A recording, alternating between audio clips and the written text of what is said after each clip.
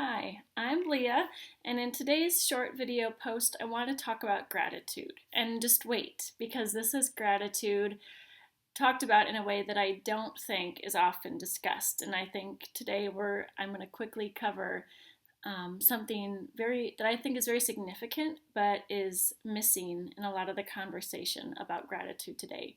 And that's how exactly to do it so that it works.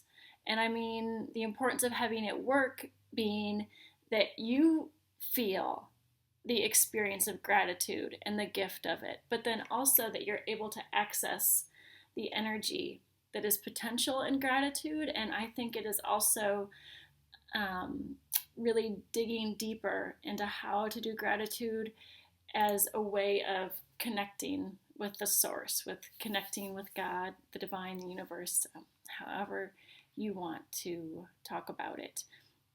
So one way I like to describe this is to have you imagine that you had created some very special, meaningful gift for a friend, for someone that you loved very much. And imagine you had put so much thought and energy into this gift, and then you had wrapped it beautifully and given it to the friend, and you had no expectation, and you weren't doing this because you expected to receive anything in return, but you handed it to them, and they looked at it and were like, oh yeah, nice, thanks, and put it down on the table, and like, just tell me what it is. And you're like, oh, well, I created this amazing, beautiful something, and I thought of you, and I thought this would be so perfect for you. And they're like, yeah, oh, cool, thanks. Let's go. And not that it would be about any hurt feelings you might have, not that you have to have hurt feelings, but you would understand that they hadn't received your gift, that they hadn't received the full potential energy of the love that you had put into the creation of that gift, had put into the delivery of that gift. They hadn't fully opened it, they hadn't held it, and totally received your love. So think about how we go about gratitude, and whether we are fully unwrapping the gift, whether we are fully experiencing and letting ourselves take the time to receive the energy that is in that gift, or whether we just glance over it and make a perfunctory litany of things that we are grateful for. And not that gratitude lists or journals are wrong. I think they're wonderful, and I always have many going at any given time, mentally or written. Though I think, too, what we need to remember is that it's important to take time with things to fully receive the energy of them. Because if you're grateful, but you're not feeling any different as you go through your gratitude practice, that's an indication that you just aren't fully receiving the energy that's in that thing for which you're being grateful. So do you look at the sunrise and say, oh yeah, it's pretty? You maybe even take a picture and post it on Instagram, and you sincerely are grateful for the sunrise. But how many times do you really let yourself dwell in the moment and in the awe and in the colors that change moment by moment? How often, like when you look someone that you love in the eyes, do you linger a little bit longer and marvel at the presence of spirit that's there, the presence of a spirit that, like, one of all the souls in the world, like this one soul in front of you, and how that changes the air that you breathe and just your life moment by moment. I think maybe sometimes we don't, because we wonder if we would get anything else done. But you don't have to do this all the time, but just to spend more time. And in particular today, I wanted to cover how to fully receive the energy of gratitude for yourself. Because I work with so many people who are extraordinary and have done extraordinary things. They are beautiful spirits doing amazing things in the world. Wonderful, warm, big hearts, and they have even bigger dreams.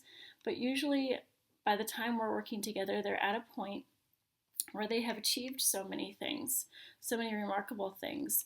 And they do have dreams and visions for what yet they could do. But part of them is holding back because they knew all the energy that it took to get to where they are now. And they're just not sure they can continue to go to the next level. They're not sure they have the energy that it takes to do that.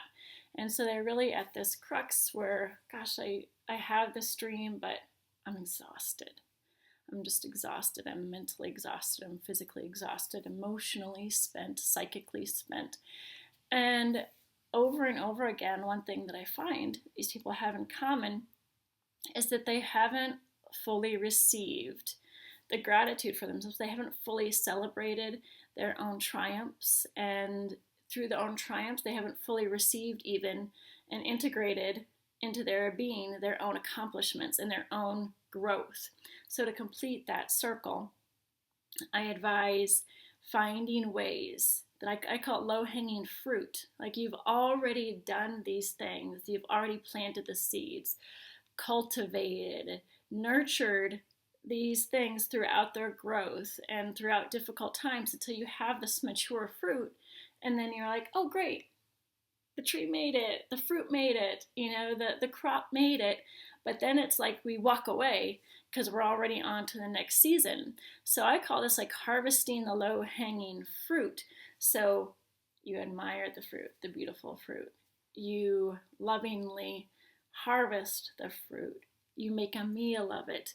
You have a feast. You celebrate, and then you take in your own accomplishments and you nourish yourself with them so that it truly does change you at a cellular level. So it completes that cycle of growth.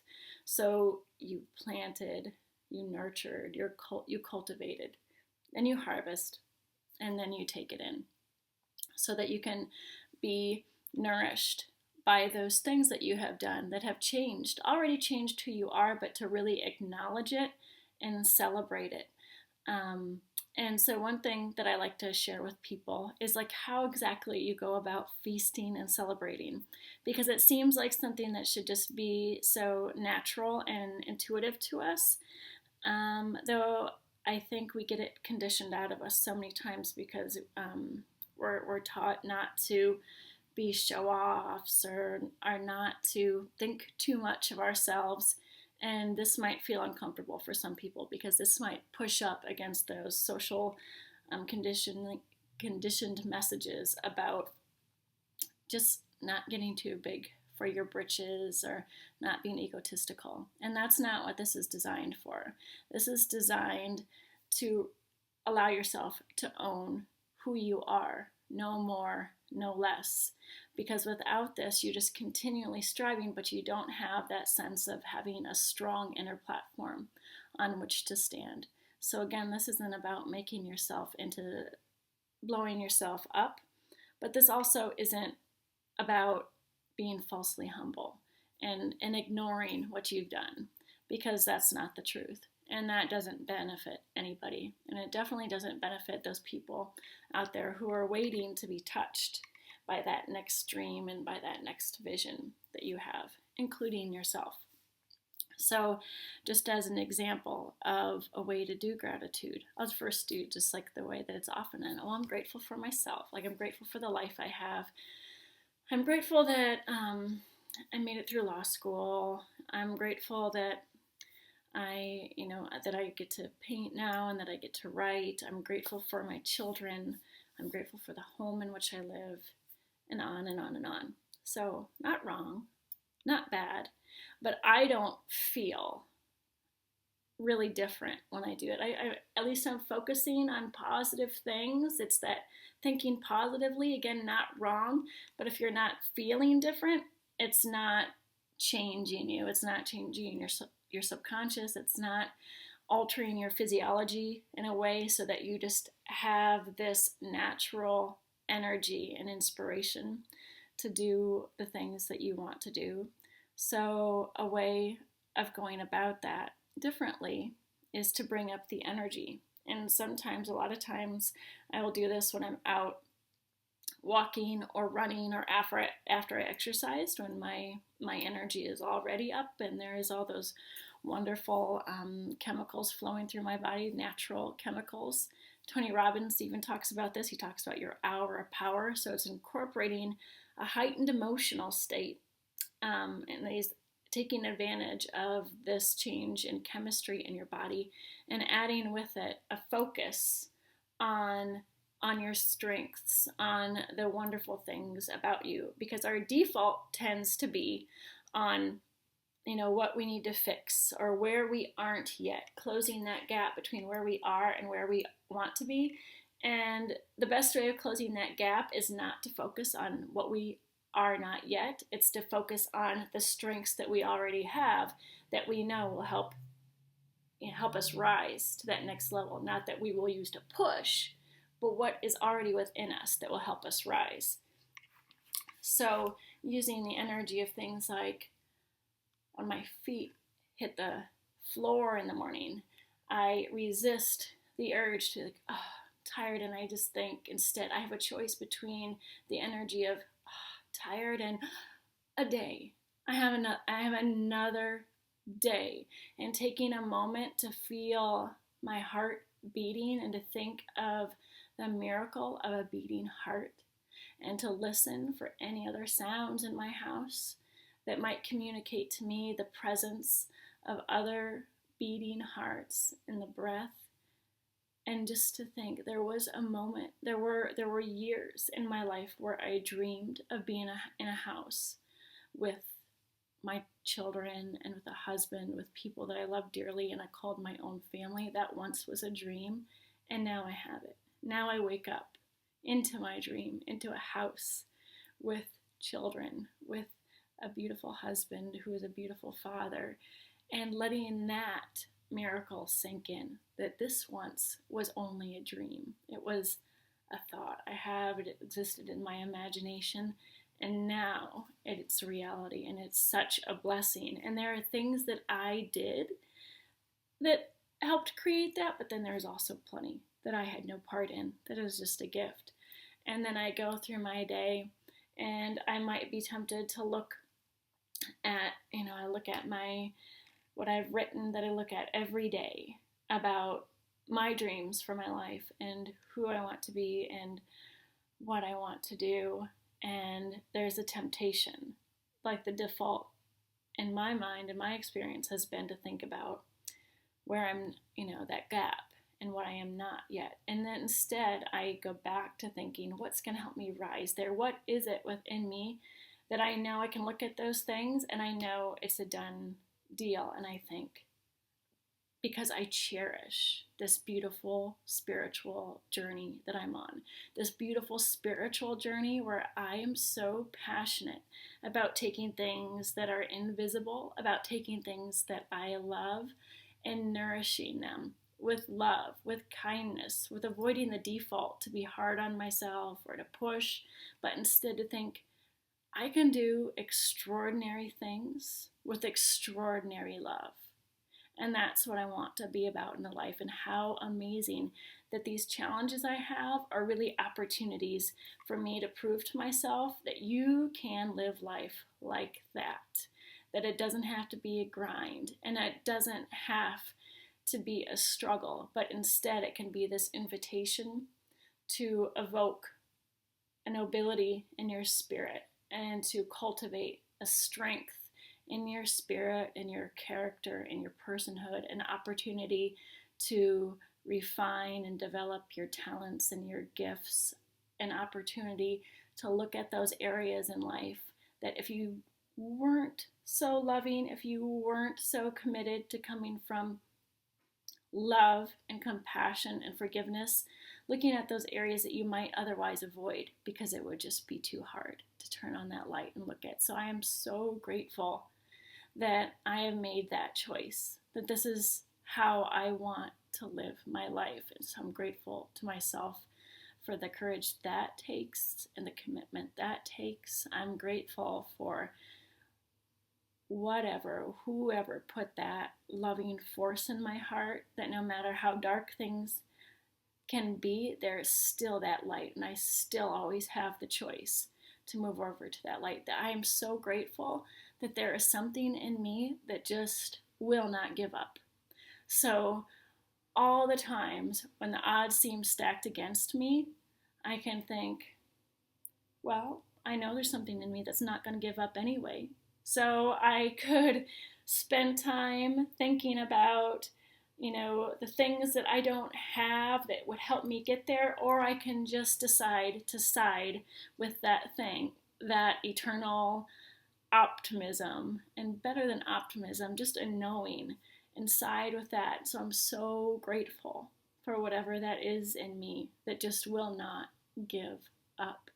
I'm so grateful for all the times in the past when I did not give up. I'm so grateful looking back at that young woman who had a real law degree but felt like a fake lawyer, and who felt like a real artist and a writer, but who had no artwork or writing to show for it. I'm so glad that she trusted that inner knowing and just kept going and just kept writing and just kept painting. And that's the same thing that I'm grateful about myself for now. And so going on and on with this kind of energy and this kind of sincerity about the things that you are, just are. And this might take some digging for you because we often don't know the water that we swim in. So this is where a really great mentor or coach, wise, kind-hearted friend who truly sees you for who you are. This is where someone on the outside can be really helpful, because again, sometimes we so take for granted the things about us that are essential and so beautiful, and that's where you really have to start. So it can be good to journal about what you think those things are, or to ask people that love you. Again, or find somebody. I can't overstate the power of having somebody really see you and get you and see that beautiful essence within you and reflect it back to you until it gets on the inside, because that's how you do gratitude. You hold that until you get it and you own it on the inside. Real gratitude feels like something clicking into place. Real gratitude feels like it's both feeding your heart and spirit and connecting you to something much greater than yourself. And it's that flow back and forth, that flow of gratitude for what you're given and who you are, and that receipt of the gift, and that full receipt of the gift that just flows more energy to you. So I could go on and on about this. And this is why I think gratitude is truly a lifelong practice. It's an art and it's a skill. And your soul, your intuition will guide you to find the best ways to do it for you. And if you would like to have some more immediate and quick feedback and guidance about practices that would work for you, or how to train yourself to do this, because it truly is a practice, I am more than happy to talk with you about that. And we can definitely, in just a single session, I know we can dramatically increase your energy, and also the strength of your knowing about what you can do and who you are in less than 60 minutes. So again, it's low-hanging fruit. I hope everybody goes out there to harvest that and truly appreciate and let yourself be nourished by what you've been given, and how you've created that and how you've contributed to that. So I hope this was helpful. If you'd like to contact me, you can find me on my coaching website at www.leahcb.com. I also have an art website. You can check that out at www.leahcbart.com. I always love to hear from you, so please feel free to write or reach out or share this video. I hope you have a wonderful rest of your day. Bye.